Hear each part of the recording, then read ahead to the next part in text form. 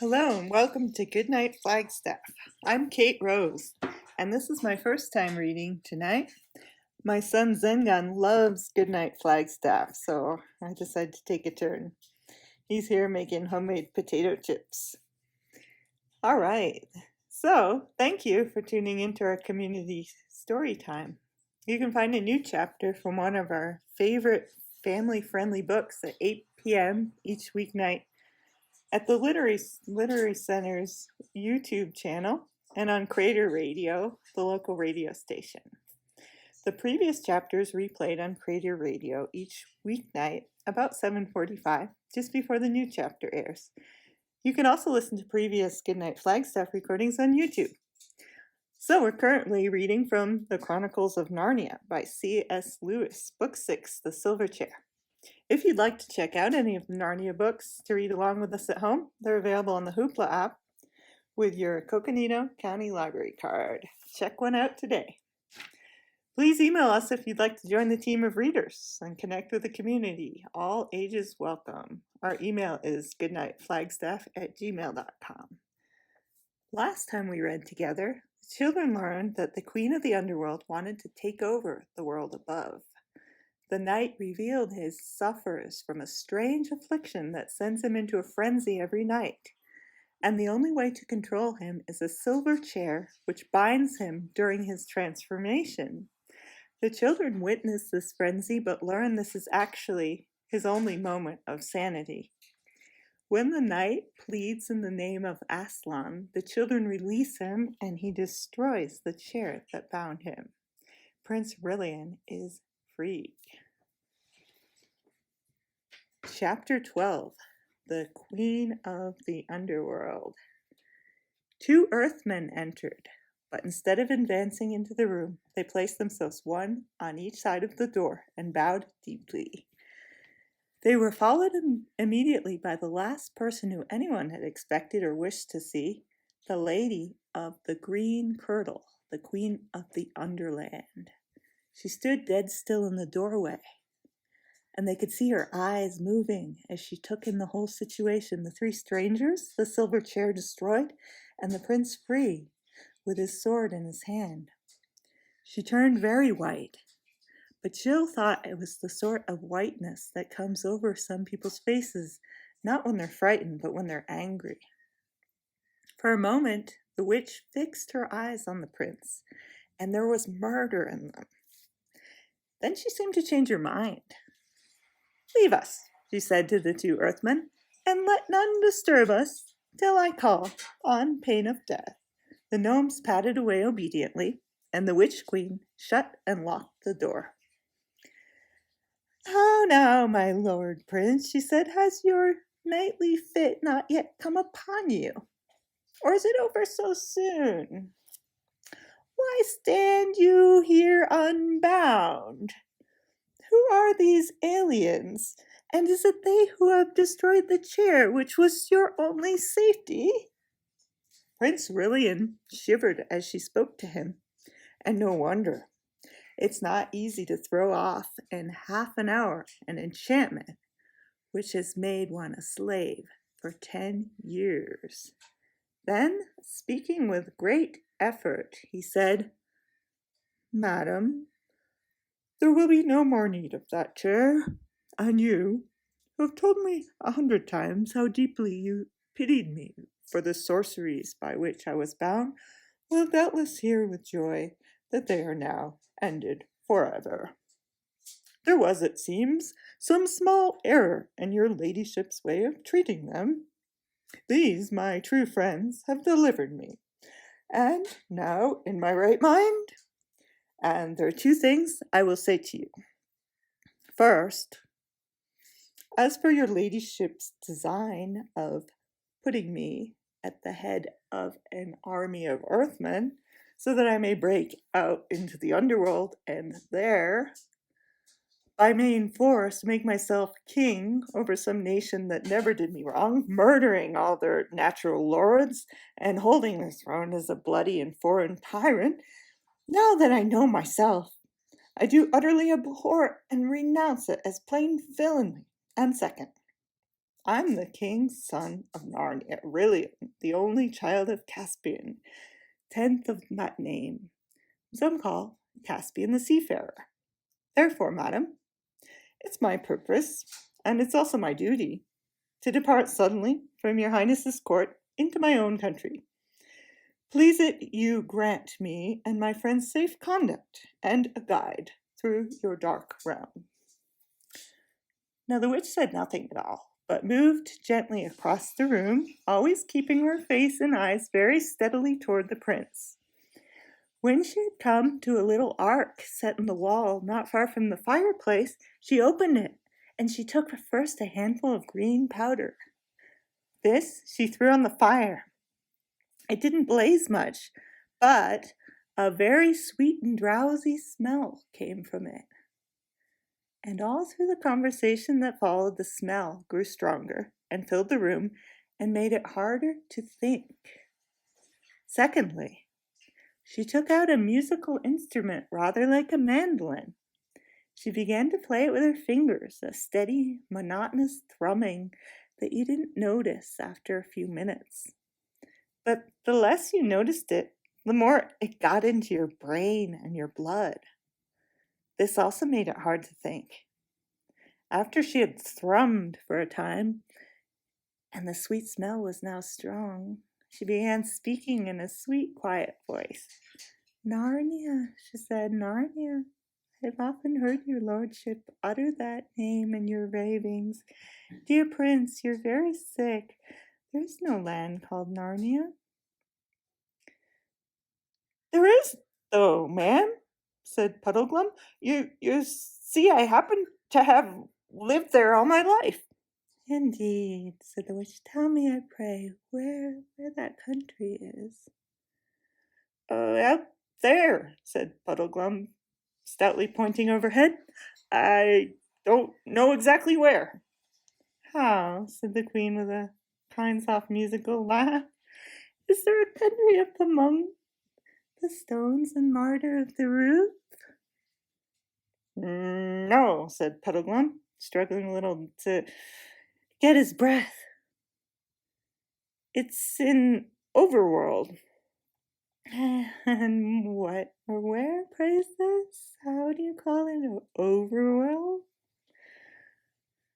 Don't be so silly, said Scrub, who was fighting hard against the enchantment of the sweet smell and the thrumming. As if you didn't know. It's up above, up where you can see the sky and the sun and the stars.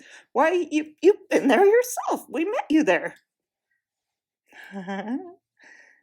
I cry you mercy, little brother, laughed the witch. You couldn't have heard a lovelier laugh. I have no memory of that meeting. But we often meet our friends in strange places when we dream. And unless all dreamed alike, you must not ask them to remember it. Madam, said the prince sternly, I have already told your grace that I am the king's son of Narnia. Ha, and shall be, dear friend, said the witch in a soothing voice, as if she were humoring a child, shall be king of many imagined lands in my fancies. We've been there too, snapped Jill. She was very angry because she could feel enchantment getting a hold of her every moment. But of course, the very fact that she could still feel it showed that it had not fully worked. And thou art queen of Narnia too, I doubt not, pretty one, said the witch in the same coaxing, half-mocking tone. I'm nothing of the sort, said Jill, stomping her foot. We come from another world. Ah, why, this is a prettier game than the other, said the witch. Tell us, little maid, where is this other world? What ships and chariots go between it in arms? Of course, a lot of things started into Jill's head at once. Experiment house at Ella Pennyfather in her own home, radio set, cinemas, cars, airplanes, ration books, queues. But they seemed dim and far away Thrum, thrum, thrum, went the strings of the witch's instrument. Jill couldn't remember the names of the things in our world. And this time it didn't come into her head that she was being enchanted, for now the magic was in its full strength, and of course, the more enchanted you get, the more certain you feel that you're not enchanted at all. She found herself saying, and at the moment it was a relief to say, no, I suppose that other world must all be a dream. Yes, it's all a dream, said the witch, always thrumming. Yes, it's all a dream, said Jill. There never was such a world, said the witch. No, said Jill and Fred. Never was such a world. There never was any world but mine, said the witch. There never was any world but yours, said they. Puddlegum was still fighting hard. I don't know rightly what you all mean by a world, he said, talking like a man who hasn't enough air, but you can play that fiddle till your fingers drop off, and still you won't make me forget Narnia and the whole overworld, too. We'll never see it again, I shouldn't wonder. You may have blotted it out and turned it dark like this, for all I know. Nothing more likely, but I know I was there once. I've seen the sky full of stars, and I've seen the sun coming up out of the sea in the morning and sinking behind the mountains at night. And I've seen him up in the midday sky when I couldn't look at him for brightness. Puddleglum's words had a very rousing effect. The other three all breathed again and looked at one another like people newly awakened. Why, there it is, cried the prince. Of course, the blessings of Aslan upon the honest marsh widow. We have all been dreaming these last few minutes. How could we have forgotten it? Of course we've all seen the sun. By Jove, so we have, said Scrubs. Good for you, Puddleglum. You're the only one of us with any sense, I do believe. Then came the witch's voice, cooing softly like the voice of a wood pigeon from the high elms in an old garden at 3 o'clock in the middle of a sleepy summer afternoon, and it said, What is the sun you speak of? Do you mean anything by that word? Yeah, we jolly well do, said Scrub. Can you tell me what it's like? Said the witch. Dun dun dun, went the strings. Please it your grace, said the prince very coldly and politely. You see that lamp? It's round and yellow, gives light to the whole room, and hangs from the roof. Now, that thing that we call the sun is like the lamp, only far greater and higher. It giveth light to the whole overworld and hangs in the sky.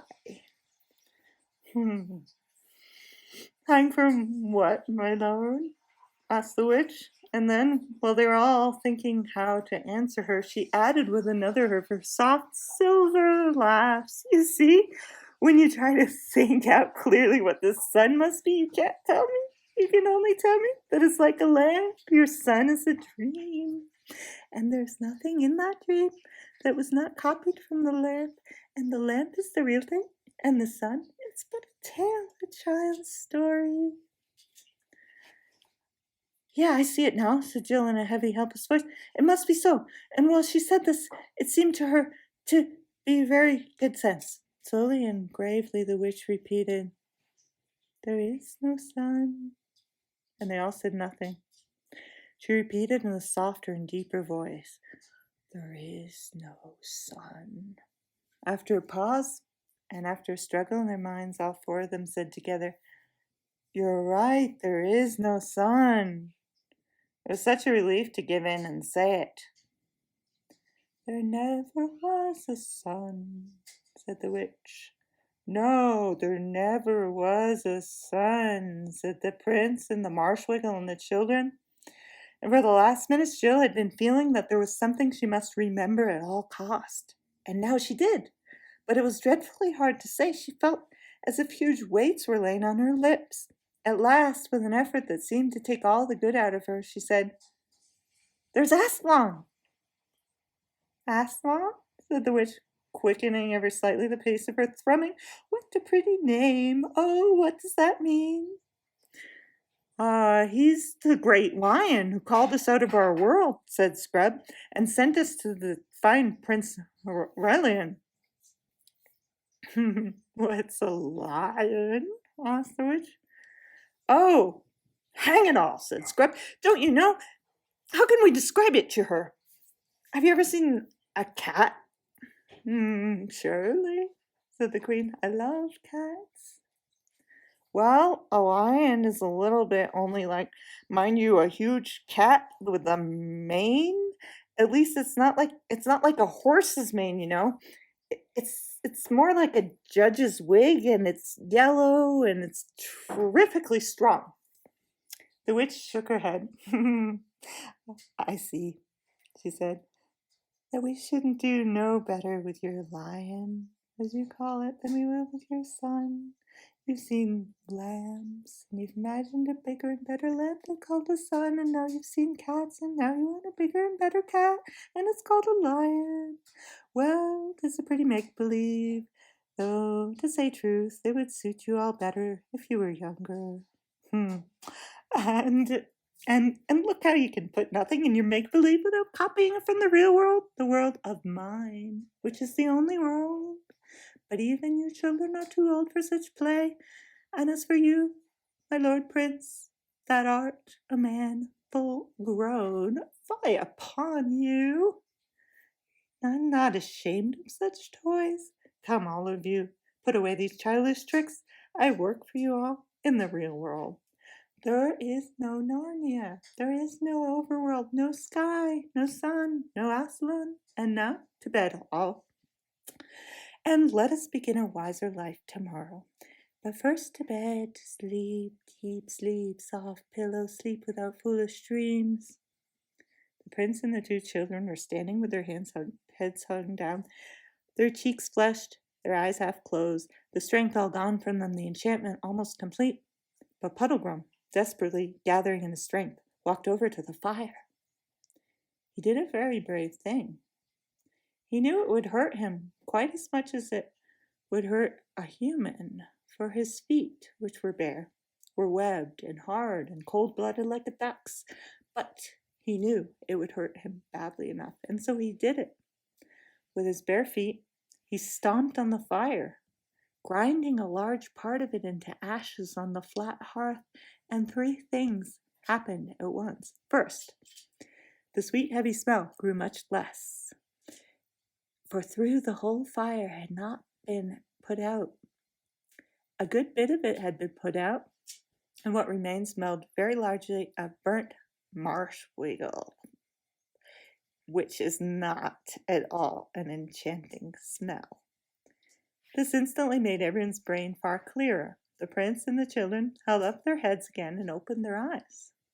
Secondly, the witch, in a loud, terrible voice, utterly different from all the sweet tones she'd been using up until then, called out, "What are you doing? Dare to touch my fire again, mud filth, and I'll turn the blood fire inside your veins." Thirdly, the pain itself made Puddleglum's head for a moment perfectly clear, and he knew exactly what he really thought. There's nothing like a good shock of pain for dissolving certain kinds of magic. "One word, madam," he said, coming back from the fire, limping because of the pain. "One word. All you've been trying to say is quite right. I shouldn't wonder. I'm a chap who always liked to know the worst and then put the best face on it. So I won't deny any of what you said, but there's one thing more to be said even so. Suppose we have only dreamed, or made up all those things, trees and grass and sun and moon and stars and Aslan himself. Suppose we have. Then all I can say is that, in that case, the made-up things seem a good deal more important than the real ones. Suppose this black pit of a kingdom of yours is the only world. Well, it strikes me as a pretty poor one. And that's a funny thing when you come to think of it. We're just babies making up a game, if you're right. But 4 babies playing a game can make a play world which licks your real world hollow. And that's why I'm going to stand by the play world. I'm on Aslan's side, even if there isn't any Aslan to lead it. I'm going to live like a Narnian. And if there isn't any Narnia, I'm still going to live like a Narnian. So, thanking you kindly for our supper. If these 2 gentlemen and young lady are ready, we're leaving the court and setting out in the dark to spend our lives looking for the overland. Not that our lives will be very long, I shouldn't think, but that's small loss if the world's as dull a place as you say. Hurrah! Good old Puddlegram, cried Scrub and Jill, but the prince shouted suddenly, "Why, look at the witch!" When they did look, their hair nearly stood on end. The instrument dropped from her hands. Her arms appeared to be fastened to her sides. Her legs were intertwined with each other, and her feet had disappeared. The long green train of her skirt thickened and grew solid, and seemed to be all one piece with the writhing green pillar on her intertwined legs. And that writhing green pillar was curving and swaying as if it had no joints, or if it were all joints. And her head was thrown far back, while her nose grew longer and longer, and every other part of her face seemed to disappear, except her eyes. Huge flaming eyes they were now, without brows or lashes. All this takes time to write down. It happened so quickly, there was only just time to see it. Long enough before there was time to do anything. The change was complete. And the great serpent, which the witch had become green as poison, thick as Jill's waist, had flung 2 or 3 coils of its loathsome body around the prince's legs. Quick as lightning, another great loop darted around, intending to pinion his sword arm to his side, but the prince was just in time. He raised his arms and got them clear.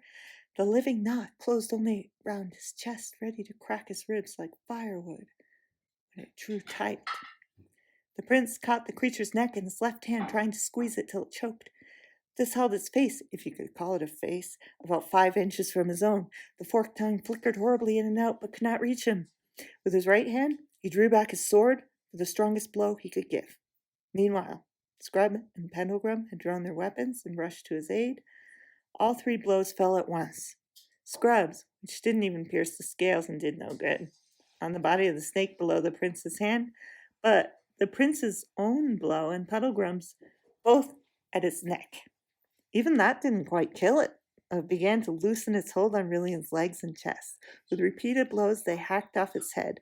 The horrible thing went on coiling and moving like a bit of wire long after it had died, and on the floor, as you might imagine, was a nasty mess. The prince, when he had his breath again, said, "Gentlemen, I thank you." And the 3 conquerors stood staring at one another and panting without another word for a long time. Jill had wisely sat down and was keeping quiet.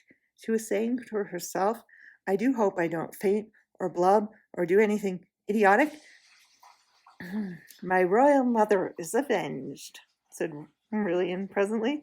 "This is undoubtedly the same worm that I pursued in vain by the fountains in the forest of Narnia so many years ago. All these years I've been the slave of my mother's slayer. Yet I'm glad, gentlemen, that the foul witch took her serpent form at last. It would not have suited well either with my heart or my honor to have slain a woman. But look to the lady," he meant Jill. "Oh, I'm all right, thanks," she said. "Damsel," said the prince, bowing to her, "you are of high courage, and therefore, I doubt not, you come of a noble blood in your own world. But come, friends.